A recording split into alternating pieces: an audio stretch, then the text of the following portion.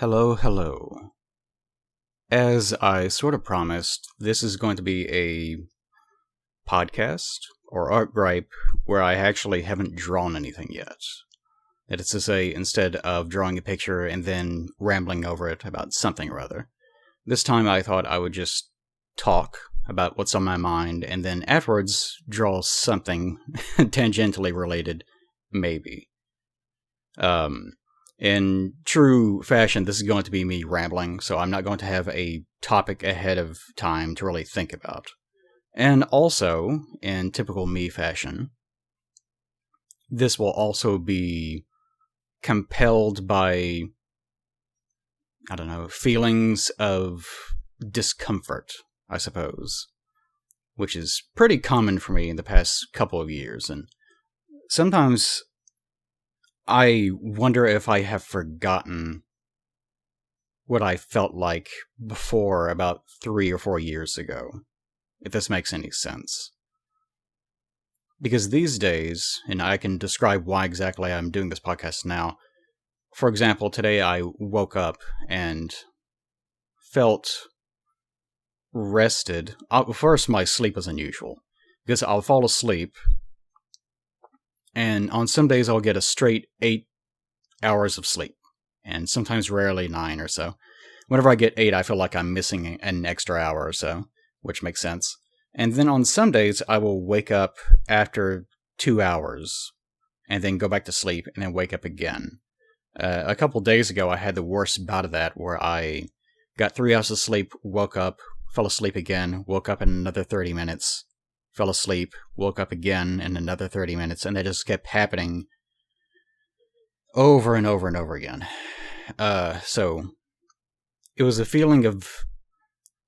It's a difference between getting deep sleep and a constant sort of semi-conscious state of being aware that you are almost sleeping.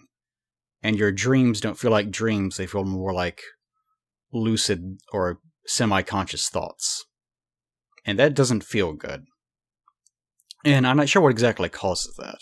In the past, I would have said that it would have been anxiety or stress or just worrying about things. And that's true sometimes. I've found that the thing that causes me to lose sleep the most is actually worrying about getting to sleep in the first place. And typically I will experience that the most whenever my sleep goes past... I'll describe it this way. Some of you may know I have like a weird sleep thing. I don't know if it's a disorder exactly. It's never been diagnosed. But I've always rotated my sleep quite aggressively. And sometimes it's quite bad, and sometimes I can go for long stretches where it doesn't move at all. So, in this case, for example, in the past few months, I probably rotated my sleep completely 24 hours by, like 2 or 3 times, I guess. Which for me is not that bad. But lately, I've been trying to stay on a schedule because I'm doing things like streaming things for people over Discord. And in this case, I'm streaming Babylon 5 recently, which is a very good show. If you've ever seen Deep Space Nine, or played Halo, we've discovered, or System Shock, to some degree, if you go back and watch Babylon 5, you'll start pointing at the screen and going, wait a second, I recognize that. It's because it actually was a very influential series, and the showrunners, or Paramount, actually stole a lot of ideas from a pitch for Babylon 5, because they decided not to pick it up, but they did decide to translate the ideas into Deep Space Nine, which is why you see a lot of sort of parallels. Although my understanding is that there weren't really any bad blood between the two of them. Give Babylon 5 a chance. It's very dated because they were trying to use 3D technology, actual models, during like 1994, which means that they started development probably in 1993 and 2. And they were using a very early version of Lightwave, which I always liked Lightwave's UI. I don't think that they make it anymore, but yeah. It's a very old program, one of those very early 3D modeling programs. So it was very easy to use, and you can tell because if you compare like Deep Space Nine or TNG, which were coming out around the same general area of time, Babylon 5's shots are way more dynamic, and there's way more going on. And in Star Trek, it's more, you'll see the same shot that you've seen 1,000 times of the ship moving in a particular way, and then every so often there might be like a phaser beam or a torpedo that comes out of it or something. Because the process of actually shooting a real physical model is way more elaborate and way more time-consuming, and so on. Anyways, point being, that's what I've been showing people because I have an interest in that. So I've been trying to remain on schedule for that. And also, my girlfriend gets home a little bit earlier than that. So I'm always concerned about missing my windows and like sleeping too late and waking up and discovering that I can't talk to her, or I'm going too far forward and I'm going to start screwing up my ability to stream things for other people. So whenever my sleep gets too far on into the night, I start getting really worried about it because I can't control it very well.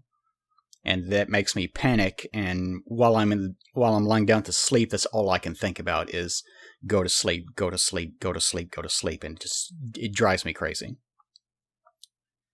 But the irony, of course, is that if I was more relaxed, then I would go to sleep and I wouldn't have that problem. So, the most sensible thing to do would be to try not to let that happen in the first place by not staying up so late in some cases. Which sometimes I don't get a choice. I'm just awake for some reason. And in other cases, I need to stay up like an extra hour or so to get something done, and so on. It's very frustrating, but that's really not the cause of why I feel discomfort. I don't think. Because I can feel it even now, and whenever I woke up this morning, which is why I brought it up, I felt this passing feeling of like calm and actually being at ease and feeling like I've been well rested, and then it will move away from me and it will be replaced with this sort of lingering, I don't know what to call it. It's not quite anxiety. It's just sort of there. It feels sort of like a vitamin deficiency in a way, which is why I've been taking a lot of multivitamins, just trying to shotgun my way into rectifying it. For example, a few days ago, I was in a really bad state. Not really, really bad, because last week I got some really bad sleep and I was nervous about a few things. The sleep thing being primary candidate number one.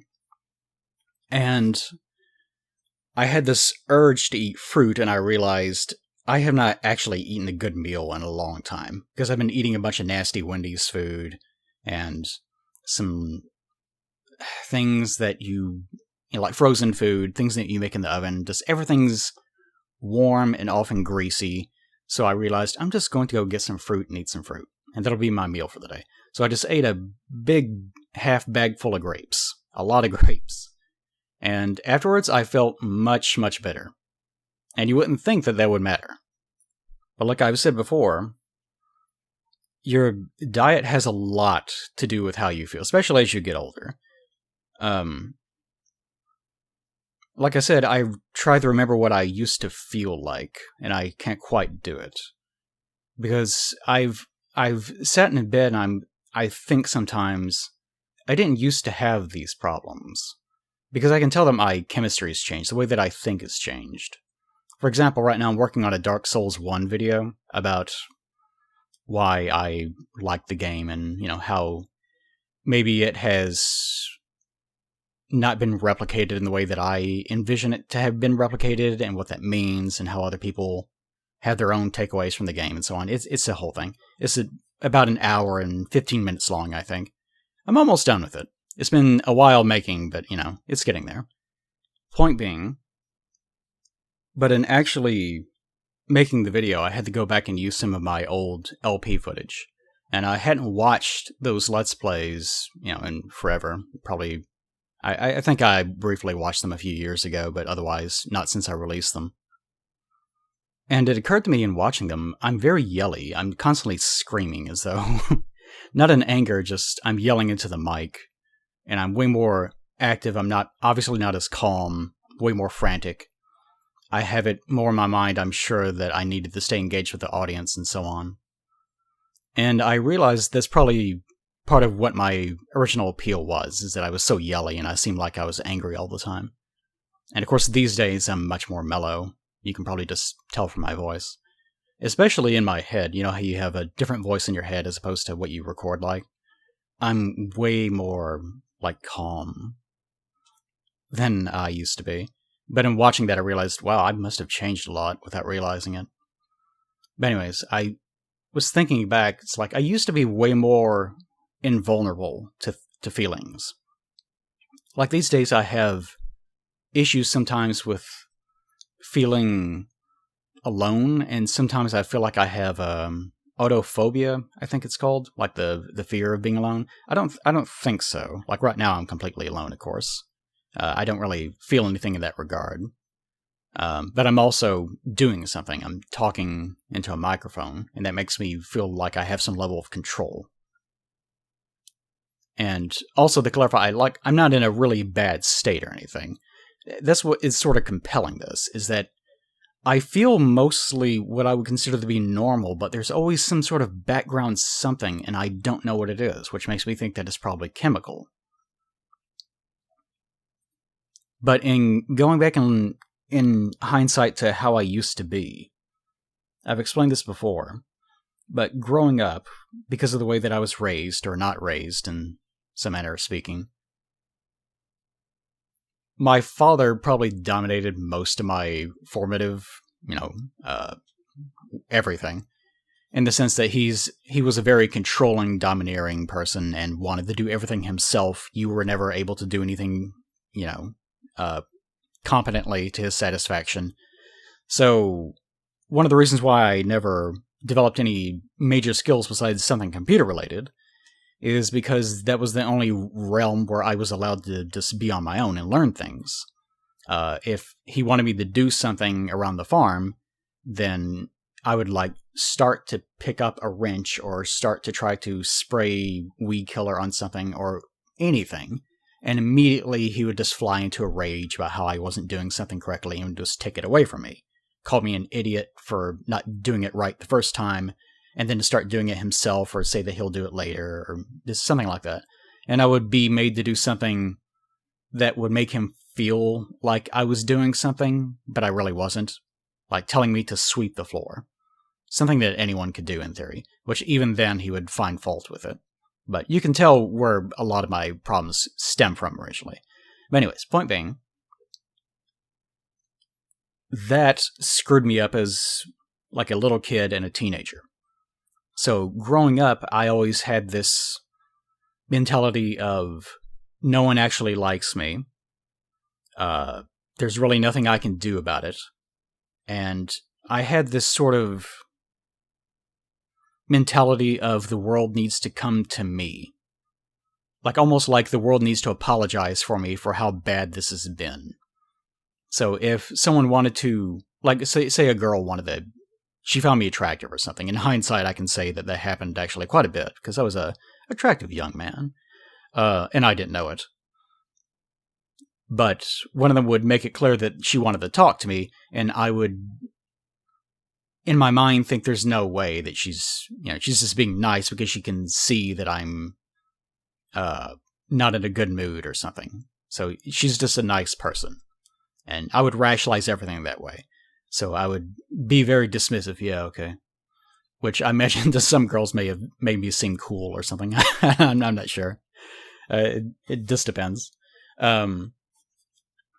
But point being, I spent a lot of my young adulthood, even up until my 30s, just erecting these massive walls around myself to try to protect myself from having to feel things.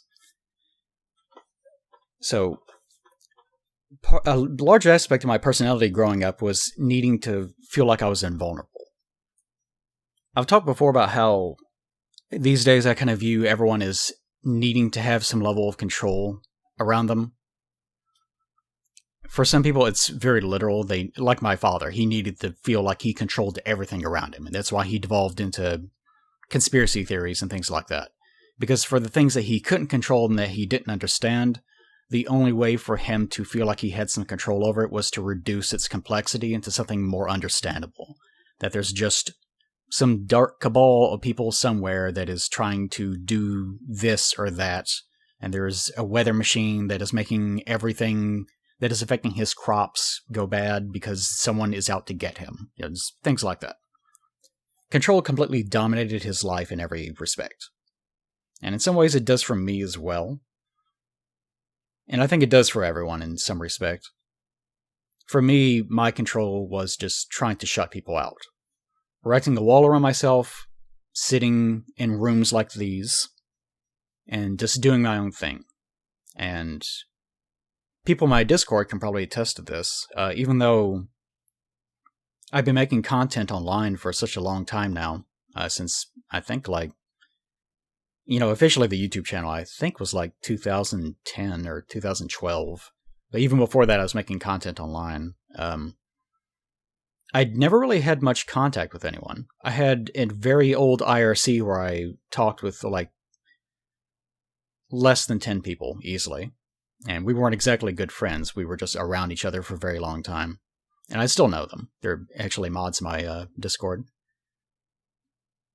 But in the Discord itself now, I really haven't even started trying to make friends or talk to anyone until fairly recently, within the past year or so.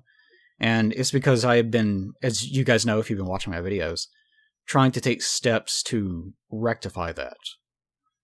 Trying to make sure that I lower my walls.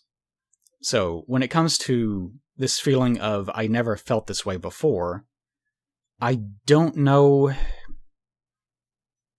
if it's because I have changed. This is just what people feel like. Maybe it has something to do with getting older. Maybe I have some sort of a sickness that I'm not aware of. Maybe I have cancer or diabetes. I don't. But you get what I'm saying. That is causing some sort of lateral change to my chemistry that makes me feel a little bit off, and I don't really understand it in some way. Maybe it's because I've lowered my walls, and now that I've lowered my walls, I can actually feel the things that I always felt. But whenever you're younger, I have noticed it is much easier for young people to disregard their friends, or to be alone, or to use other people, or I often see young couples have this, not issue, but they might live together or be together, but they're not that serious about loving each other, I guess. And as you get older, and especially after you start getting more alone, you feel more compelled to hang on to what you have. And I think that's pretty universal. Typically, older people get more conservative as they get older. Politically sometimes, yes, but also literally, because they want to hold on to what they've accrued. And some of that is due to life changes. For example, even though I did not care for the man terribly much, after I lost my father, there was that feeling of, I don't know, like a security net being lost in a sense. Even though I didn't really want to be around him in the first place, it was just one thing that was now gone. And a lot of you, even though you are young, maybe you're in your 20s, you probably can attest to that because you've had things in your own life that you've lost. Maybe you had a really good friend, maybe your best friend whenever you were a teenager or something was lost in a tragic accident or something. Maybe you lost your mother early on. Maybe you even had a favorite pet that had been with you for literally your entire life and you lost them fairly recently or something. And that association of, people undermine that because it's just a pet, I suppose. But that is you, effectively. I've mentioned this before, but, living on a farm, we have lots and lots of animals, and, of course, we're not on a farm now. I'm not on a farm. There's still outdoor cats that I try to take care of that are half feral. And to me, losing one is not the end of the world. For example, recently I've been showing in my Discord videos of little kittens and stuff that we had pop up here and there. Like they move back and forth between all the houses on this street. So my neighbors get some, my brother gets some, I get some, etc. I think raccoons or something have been picking them off during the night.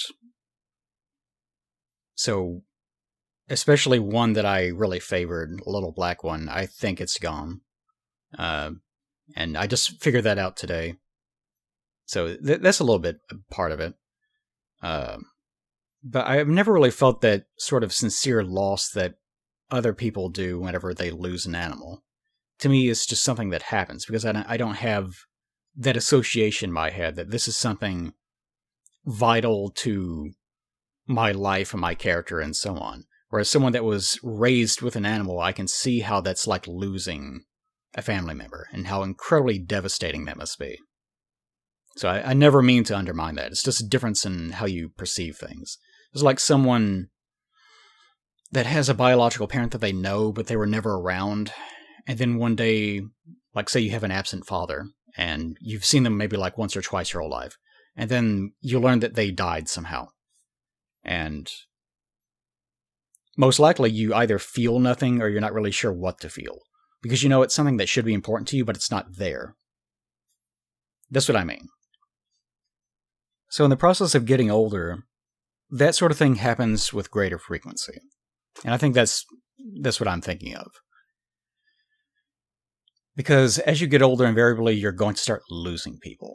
Some of those people will be people that you sort of know. Some of them will be people that you don't like. Some of them will be people that you do like. Some of them will be friends, good friends, best friends, loved ones, family members, pets, and so on.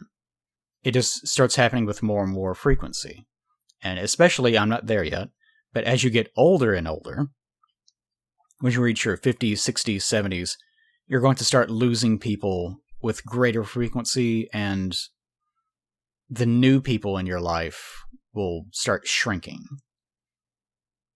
And I've been thinking about this a lot as well, because my grandmother, who is nearly 100, is in a home at the moment because she fell and hurt her leg. And it's really painful for me to think about her and to visit her.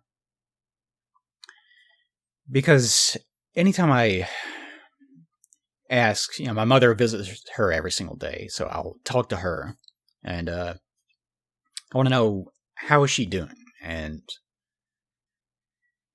she always seems like she's very disconnected, and whenever I've talked to her, she seems the same way. Like she's just done. Like she doesn't want to be alive anymore. And that really bothers me a lot. And it bothers me for a lot of reasons, I think. One, of course, is the obvious. I don't like the idea of someone just waking up and sitting in a bed and doing nothing the entire day until someone comes in the door. And even then, it probably feels like a responsibility to put on a good face or something. I don't know what her mentality is. She's from an older generation that was not as open about the way that they feel about things. So that's part of it too. Is getting there, talking to her, trying to get her to open up. But she doesn't want to say anything because especially when she's older, you don't want to burden younger people with what you're thinking. So if she's hurting inside, I don't know. And she doesn't even mention it to her own children, who are the ones visiting her. So there's that part of it. Also part of it is just empathy. The idea of... Because even whenever I was younger, back in college, I had an art project where we had to draw our greatest fear. And even then, I don't even know where it comes from, but I was even aware of it back then. I drew this landscape of running down a long hallway, and the hallway itself was turning into rotted and disjointed corpses and just eyes and things, like something out of John Carpenter's The Thing. It was just that, just running through that, and everything was coming alive. And to me, that like, the thing inside whenever I was thinking about it was this feeling of decay. I've always been afraid of decaying, of, like, not necessarily aging, but just withering away, and like a constant background pain and things of that nature. Just things like that really bother me. And as I get older, I feel that more because I'm not as young as I used to be. And feelings like waking up and just feeling strange. And I've done nothing wrong. My diet is fine. I'm trying to exercise. My sleep is somewhat irregular, but I'm trying to focus on maintaining it. But I just feel strange, and I don't know what it is. And life is okay. You know, some days are better or worse than others, of course. But there are days where I feel like amazing. Like I have a really great conversation with my girlfriend, and then I'll go take a walk and get something to eat, and it's a good meal, and I come back, then I'll do a little bit of work, and I'll start streaming and do like background work, you know, video editing or drawing, whatever it may be, while everyone's watching the thing that I also enjoy. So it's like the old Picardo streams in a sense. And during the course of that, I will start to feel that feeling creep up. This feeling of... Sometimes it's the feeling of being alone. Sometimes it's the feeling of just being not at ease. And it's nothing. It's not directed at all. It's just a bad feeling. And I'll feel it with my thoughts not changing at all. I'll feel it like go up and down and up and down because of some chemical irregularity. It is very frustrating. So I can have days where everything is great. I'm getting, you know, all the input that I need, and I will finish the day feeling bad. And then there'll be other days where I'm completely alone, and the day should be garbage, and I feel fine. It just makes no sense. And it's that loss of control, I guess, over my own state, that feeling of decay, that feeling of losing myself, that is the most frustrating to me, I suppose. I don't know if this makes any sense. But you see what I'm saying. In talking with people on the Discord, I feel like I made friends over the Discord. Not for anyone listening to this, I'm not saying stop doing this, but I hate hearing about how they're having a bad time, or they're depressed, or whatever else. They're having a bad time. Because I can't really help them beyond what I'm doing now. And I've always been like that. I want to be able to... Maybe it's this sort of male mentality. Men are more like this than women, I found, where we want to fix things. But I really feel the urge to try to rectify things if I can, which is part of the reason why I do the podcast in the first place like this. Where I'm very on the sleeve, I just talk about what I'm thinking, which a lot of people would not do this. This is way too personal. They would worry about parasocial relationships and so on. Whereas with me, I'm not really popular enough to have to worry too much about it. I feel like people will just watch this, and most of my audience, like, I'm actually really proud of the community that I have, the audience that I have, because it's a dedicated one that also is never really angry about anything. A lot of other content creators are constantly complaining about how they can't read the comment section because they don't like the negative feedback. I don't really get it that often. Ever so often there'll be like one or two people, and I can always tell where they came from, because there'll invariably be some reference to Naruto or Dragon Ball or something. Like, it's usually just an anime angry fans here and there. So them I can just safely ignore, because they're not actually, you know, from the channel, so to speak.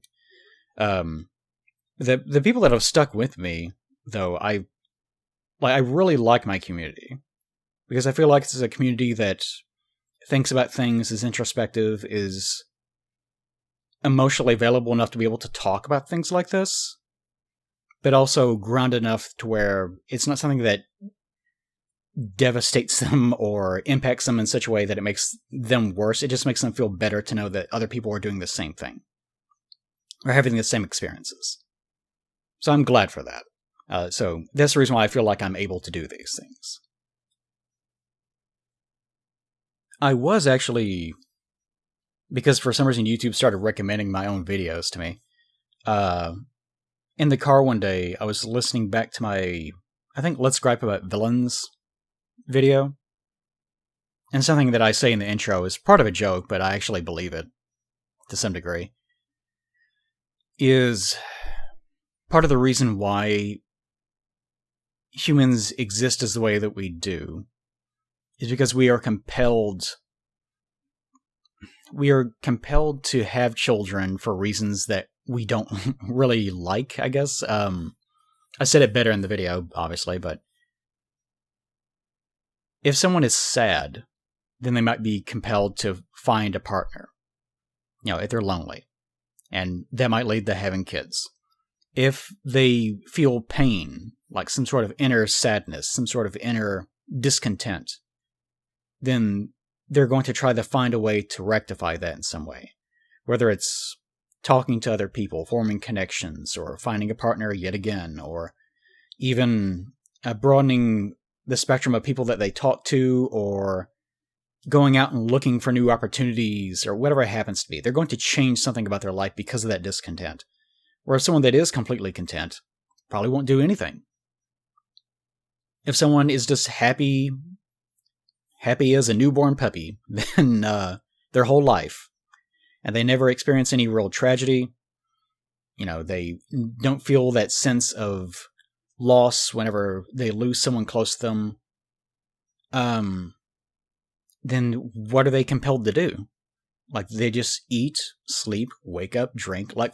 This is almost like a philosophical exercise. Just someone that doesn't have any compelling discontent in their life, what would they do? And the answer is nothing. They won't do anything.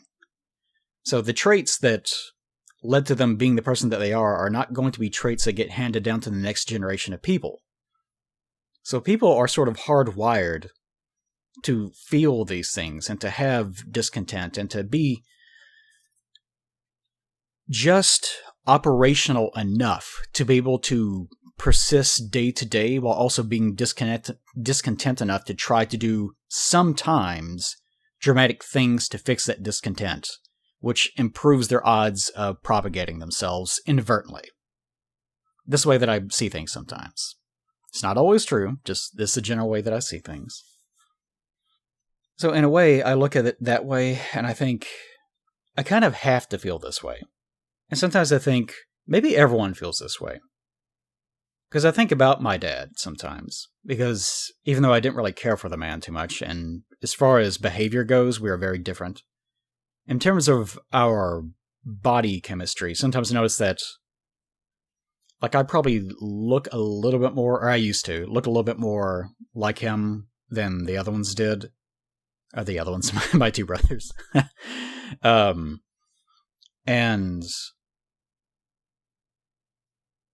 I'm sure that physiologically I'm going to inherit some of his problems, like medically, whatever those happen to be. Like, he had problems with diverticulitis, and once I hit 40 and I went through all the trauma and stuff that I went through around then I noticed then suddenly my digestive system got a little bit weird. Whereas before, I never had those problems. So some of that was biological, some of it may be mental, I have no idea. Who knows? It all works together. So there are similarities in that respect. But I look back at him, and even though he was very controlling, and it's easy to find disdain in that, it was probably rooted in that same fear. And I wonder if that's what it is. The reason why I feel that is just because that's just what I'm wired to be. Because I think about all the things that he went through, and like, for example, he used to be a very successful farmer because he was a boomer, so there were lots of opportunities whenever he was growing up that he didn't realize that he had. So whenever in the 1980s that started drying up, literally because we had a drought, and he was not a smart man, so he took a few risks in the stock market, and he also took some risks in farming when he was being paid by the government not to farm because they knew that there was going to be a severe drought. He went ahead and did it anyways, and they ended up costing him pretty much everything. So you can imagine that happening to you, and especially in farming where you can take in a crop and one field can produce, depending on the size of the field, from like $75,000 to $500,000, depending on how much acreage it is and so on. I'm sure those giant fields out in Texas that you see giant corporations farming these days probably make way more than even that. But the problem with that is that there's a severe cost to farming. The cost of buying the seed and maintaining your equipment can eclipse 6 figures very easily for even a small-time farmer in 1 year. So for someone that is making $30,000 a year, $50,000 a year, they would never be able to farm because one bad year could devastate them for the rest of their life. So farmers rely a lot on that extreme up and down. So I can't possibly imagine what that did to him mentally, what that does to most farmers mentally. That catastrophe followed by the exaltation of getting this huge check and knowing that it's probably all going to be gone because you just have to pay for the next year. Instead of dealing with ones and tens, you're dealing with hundreds of thousands, and it must just be a nightmare. There was one time I remember we were farming one of these corner fields near us, out near my grandfather's, and I remember my dad coming in and saying he needed help out there because no one was around. And we went out there, and the entire front tire and axle of the combine had just completely come off because it just so happened to hit a ditch in just the right way at the right time with the right kind of damage that it just obliterated that axle. And that meant that combine was out of commission, and that's the only one that we had. And the only reason why that field got out that year was because I had an uncle that had a combine that was in even worse state. That I think this is how it works. It's been years since this happened. We were able to use his to be able to get it out, which meant pulling double shift for that poor little combine because it had to deal with not only our stuff but also the person that owned it. And that's to say nothing about the amount of money that it took to fix something like that, which is nightmarishly large, obviously. But I just remember my dad in this state of just giving up, just sitting out in the middle of this dirty field, just head down, looking at the ground. And of course I was young enough, I figured, he probably feels bad. But I also, just walked away from it because, young teenage kid. And of course even if I felt empathy for him, I probably wouldn't have given him any empathy because I just didn't care for him. And I remember whenever I lost both of my grandparents on his side, fairly close together, because she had severe diabetes and had a bunch of operations, and she was just in really bad health. She must have felt so bad for so long. She was always in good spirits, though. But anyways, she eventually passed away in the hospital. I have this bad memory of her being in the hospital bed, and she couldn't really talk anymore. And she was begging for ice because her mouth was so dry. And she was asking for some of the girls, my cousins, to come hug her because she knew that she was dying. And I was still in this state of no one actually wants me. I'm the forgotten one. No one actually thinks about me. And I think I saw her signaling for me to come hug her. And everyone around her just kept asking, what do you want? What do you want? Do you want ice? I couldn't even really be sure that she was signaling for me, but I decided not to move because no one else seemed to recognize what she wanted, if she even wanted me to go there in the first place. So I just did nothing. And I saw her visibly, like, give up. Like, she knew that no one could understand what she meant, so she just gave up. And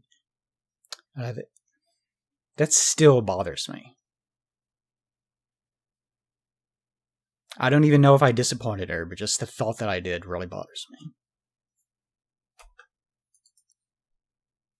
So she passed away. And I remember, I think my grandfather died about I think like 3 or 4 months after that. He had a brain hemorrhage, I think it was, blood clot in the brain. Even before that, I think I've told this story before, but I could tell that he was just not in good shape. But he's also from that generation where you just suck it up, and especially if you're a man, you never admit that you have feelings of any kind. So, but I could tell, like, there was something really wrong then, because, like, all of his motivation was gone. And I'm sure that he was just working for her this whole time, and now you feel like he had just lost too much. I don't know. I don't know, because he certainly was never a man to talk about anything, especially not with grandkids, so I don't know specifically. The closest person he was, or the person closest to him, was my father, because he was the one that worked with him. But I remember the last time that I saw him was, I think, the day before he died. Because I just so happened to see him go into Walmart. And I just briefly mentioned that it looked like rain was coming. And he, like, muttered that, yeah, it was. And that was it. That was the last time I saw him. I was never particularly close with him or anything. And he was, you could tell he was the reason why that my dad was the way that he was. He was sometimes a nice man, but you could tell that he was a product of his rearing, just like my father was a product of his rearing, and so on. That's why it's so important to break that cycle. I've met people before that, to them, like, even spanking a child is like a huge, like, tragedy and like something worth getting divorced over, or things like that. To me, just growing up with someone that was way more exaggerated than that. Not like, there are people that it's even worse for, like, I'm sure even some of you listening, where you grew up with, like, an alcoholic father or something that beat you every day. It's something of that nature. And I don't mean to underplay that or undermine it. Just to say that, there's differences in experiences. So for me and people like you, that seems way less intense, because it's something that we learn to deal with. For people that were abused in any way, whether it's physical or emotional, to us, there's not only that feeling of, oh, that's not a big deal, and we know that's wrong, especially these days, but also there's this fear of inflicting that on other people. Because we can, like, I have healed a lot and changed a lot since even I began this channel. And even further back than that, I was in a much worse state. So I've improved so greatly. I'm really thankful for that, because I've tried to put in the work for doing it. But I often have the fear of, like, that's part of why I get my name Plague of Gripes, because I can tell sometimes I'll leave, like, a YouTube comment where I'm a little bit too cantankerous, or I'll leave a Twitter comment where I'm a little bit too caustic. And I'll go back and think about it. It's like, most people don't leave things like this. Like, I'm not angry at them. I'm just, like, too judgmental, or I'm just too critical. And as small as that is, I can tell that's where it comes from. I was just raised that way. And I was around someone that was so much worse for so long a time that some of that is still rattling around inside of me, and it influenced my personality in ways that I don't quite understand completely.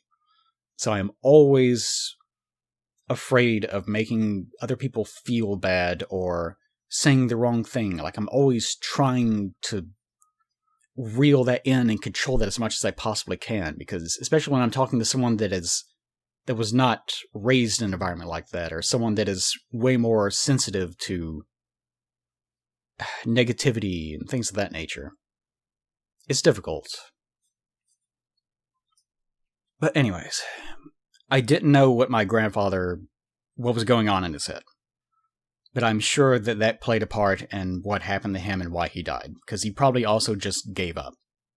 Because so much of who we are hinges on having that motivation, like having a kid and living for that kid. So once you lose that, you lose the motivation potentially. Or living for a job, and then once you retire, you don't know what to do, so you just give up.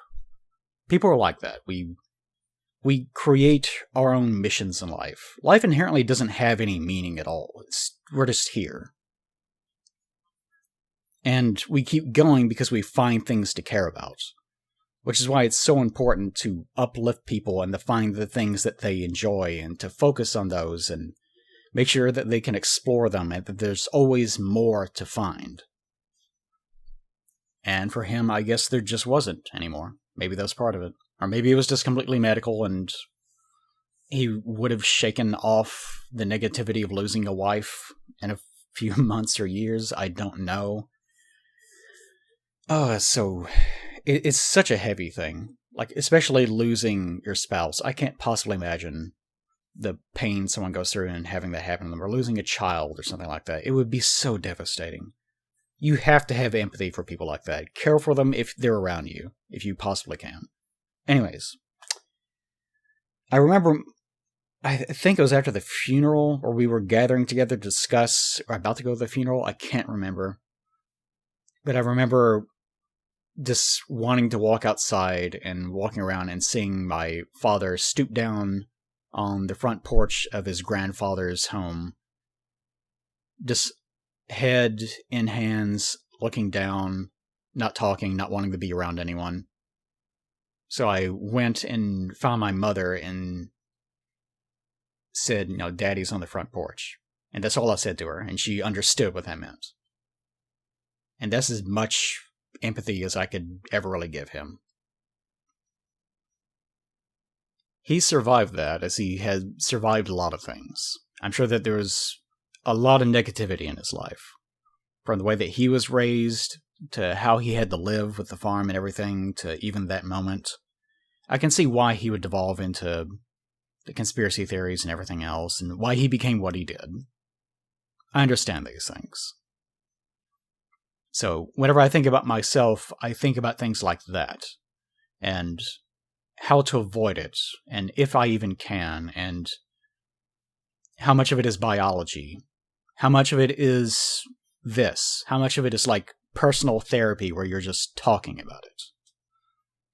Because I feel like if I recorded this and then just deleted it, it wouldn't be as therapeutic. Because that makes me feel that much more alone. In being able to say this out loud and be able for you to hear it and be able to empathize with it and to see that, yes, I also struggle with this.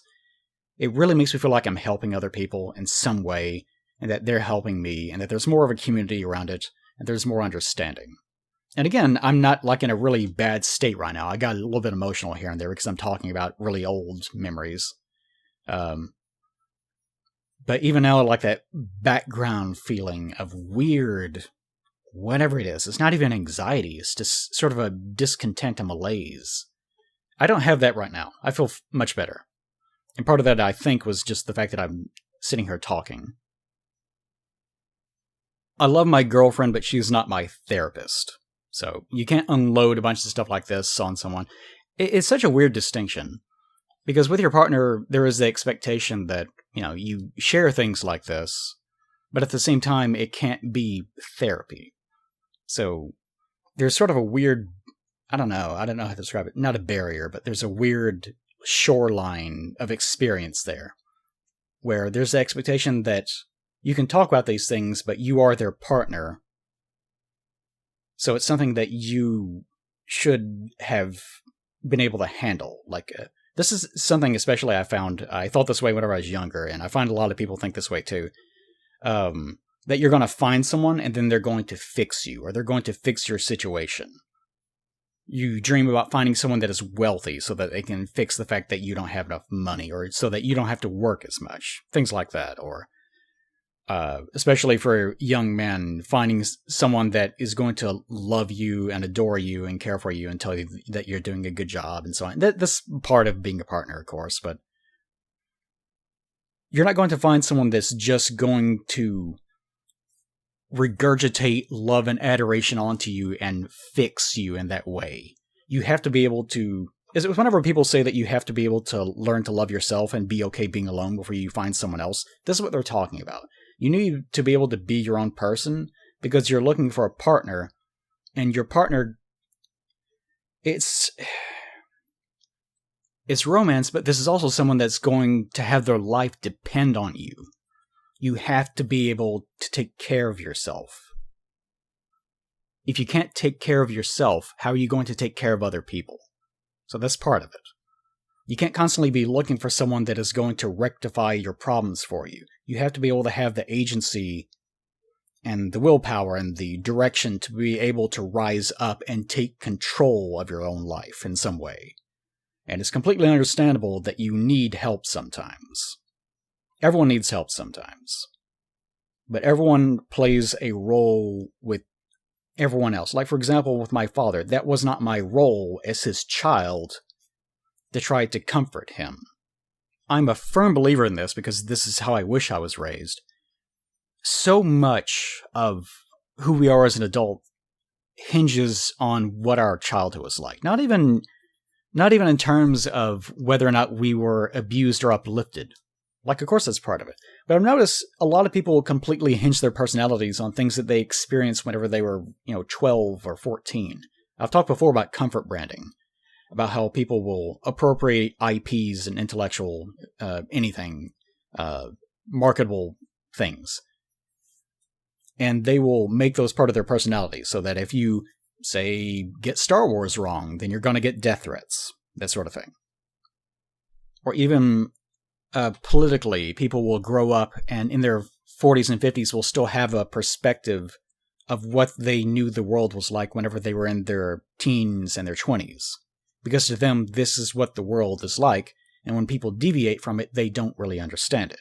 That's why you can't go grab, like, Abraham Lincoln or George Washington or, some other, like, stereotypical, like, oh, that's a great American, right? And then plop them into the modern day and expect them to be a champion for justice in the same way that you envision them to be. They're probably going to have a completely different perspective on how the world works and what politics and how they interact with other people should be. I don't know if George Washington would be making a podcast where he's talking about his innermost feelings, He's probably going to be a little bit more locked up than that. Society was different, culture was different, people were different. But anyways, point being, adults are grown-up children. That is one of the most important lessons that you can learn about life. There are no such things as adults, really. Obviously, there are adults, but we are all just grown-up kids. We are what we were when we were younger, and we just healed over the things or built upon the things that were successes. So whenever you are a parent, your primary concern should always be protecting, edifying those kids, uplifting them, trying to make sure that they are aware that bad things happen, but trying to make sure that their lives are completely full and rich with positive experiences, if you can.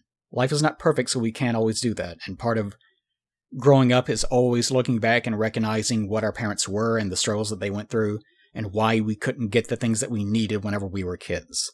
Life is just imperfect like that. But it's incredibly important to make sure that children are uplifted and have their lives just bursting with love and care from other people, especially their parents. It's incredibly vital. Because whenever they grow up and they didn't have that, you end up with people like me that have to record podcasts about it, where we are slowly healing from things that happened to us 30 years ago. Absolutely everyone has baggage. Everyone has fears and doubts and so on. So it's not as though you're going to create the perfect human doing these things. So if you are a parent, then don't suddenly fly into a panic attack. Oh my God, he's right. I think about these things all the time. You're doing your best. That's all we can do for each other. It's just doing our best. And that's kind of what I'm doing. I am not drawing right now because I just want to talk, because I am doing my damnedest right now. Thinking about the rest of the day, in a way, I don't want to stop doing this right now, because I know that means I would have to do something else. And there's something about that that makes me feel like an anxiety in a way. Either it's going to be work, or it's going to mean going and eating something. I'm almost afraid of time. I'm developing like this phobia or something of time. In the sense of losing time, running out of time, getting older, missing chances to do things. Which, obviously, that happened whenever I turned 40. I was feeling it as I got older into my 30s, but I had this mentality of, no, it's still good, it's still good. I'm still young, relatively. Everything's still fine. But then whenever I got there, and I started losing people, and friendships started going bad, and people started abandoning me, and I just found like I felt like I had nothing left. Then it was just all hitting me all at the same time, right before I was turning 40. So it just felt catastrophic to me, and that's what hit me. So I think that's where it came from. But the things that I'm going to do for the rest of the day, I'm going to have to get back and do video editing. I'm going to have to eat, and I, for some reason, don't feel like eating. I don't know what it is. I just don't. I can tell that I probably could eat, but I just don't feel like it. And it's not because I'm really depressed or anything. I just don't feel like it. Just something chemically is off about me. And it's still there, even if I don't feel that bad. And then I will stream Babylon 5 for people. I find that if people are reacting to it, like getting excited about things, and that makes me feel really good. If people are just kind of quietly watching it, even if they're just enjoying it, doing something off to the side, then sometimes that can create this discontent in me if I start to notice it. Because that makes me feel a little bit more isolated, I guess, or makes me feel like I'm doing a bad job. Even though I'm not. And I hate that. Because logically, consciously, I'm reminding myself, no, that's just the thing that you have again, and you have to give it a name, or, you have to have some sort of control over it where you can identify it as like a intrusive thought, so that you can control it to some degree and put it off to the side. But it still happens sometimes. But I'll do that, and then whenever I stop streaming that, a lot of people will go to bed, or go off to do other things. And that'll leave a handful of people inside of voice, and I will probably stop for a bit, maybe play a game with someone, do a little bit more video editing, and then go to bed. Which, for a lot of people, would be a super fine day. And for me, it actually is a fine day. But it's like a constant daily struggle to fight my own chemical impulses. But that's also what compels me to create podcasts, I guess. I'm sure that so much of my life just being this room does not help. Because when I sleep, it's this room. Whenever I work, it's this room. Whenever I am engaging with other people, it's this room. Girlfriend, this room. Friends, this room. Whenever I'm planning things with other people, it's this room. Just so much of my life is locked to being in this chair. So I'm sure that does a lot of it. I feel like I kind of got myself in trouble eating fast food. Not because I wanted the fast food, but because I like being able to leave the house and just go driving for a bit. Which I could just do without getting food, but it feels like a wasted trip in that case. So that's part of it. I enjoy being able to feel like I'm doing something different.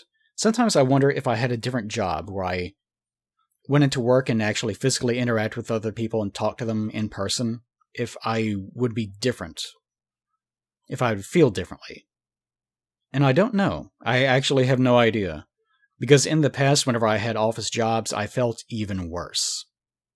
Because I did not feel a connection to anyone around me. I was not like them. At least here on the internet, we are like each other. Whereas if I'm interacting with people in this area, they want to talk about football or things that they saw on Fox News or it's things like that. So I feel no connection to them whatsoever. And even whenever I'm talking to my friends from high school, sometimes I find that we devolve into talking about the same things because we just don't share that much in common anymore. We still do, just enough, where we can talk. And I enjoy that. I'll be going out with friends tomorrow, actually, for that reason. We'll eat pizza. And it'll be bad for me, and then I'll probably feel bad because it's greasy. But I'll feel bad for having left. So this is part of it. That's just the rhythm of life, I guess. We're compelled to do things because we have pain and motivation. And that compels us to make more of ourselves, and that's why we keep on going. Part of why artists draw pictures, or do anything really, is because they enjoy making a thing and then other people seeing it and then reacting to it. That is a big component to it. For other people, they make things and then throw them away, which I did sometimes, because they're just trying to get it out of their system. It's my little catchphrase of, if you're not learning as you write, you're not writing correctly. That applies to so many things. If you're not learning as you're creating art, you're not, arting correctly. We are motivated by our desire to have that state of peace and calm and complete and total happiness with the state that we're in. And that feeling is often fleeting. And it has to be to keep us going and doing different things and creating change in the world. Because things that don't change don't exist. Because the whole universe is about changing and adapting until there will be nothing left to adapt to, but that's a very, very long time from now. So we don't have to worry about that at all. We got it good for the time being. So I guess that's my podcast. This is my little art that I did just now. Just trying to get it out of my system. Trying for a little bit of self-therapy in a way. Trying to talk things out loud so I can learn some things about myself and what I'm feeling. And again, I don't really feel that bad. I mostly feel normal. But it's just this background. It's this static. It's this odd little feeling in the back of my head. And maybe that's enough, as long as it's useful in connecting with other people that have more real problems than I have. Because I certainly don't really have that many real problems because I don't really do enough to have them. For the people that are actually having severe medical problems, or they're losing someone close to them, or just whatever it is, there's so many things that people deal with every day that are so much worse than the things I have to deal with. If my little quibbling issues can help you in some way to fall asleep or feel better about the things that are going on in your life, or to just know that it doesn't matter if it's big or small, people have the same issues, whatever it is, whatever your takeaway is. I hope that that little tiny feeling in the back of my head served its purpose, and that you have a better day as a result. So, thanks for listening. And again, I'm really proud to have you guys as my community. You're doing a bang-up job listening to me. You're doing a bang-up job in the comments and so on. I see you. I recognize what you're up to. I thank you. All right. That's all for now. Bye-bye.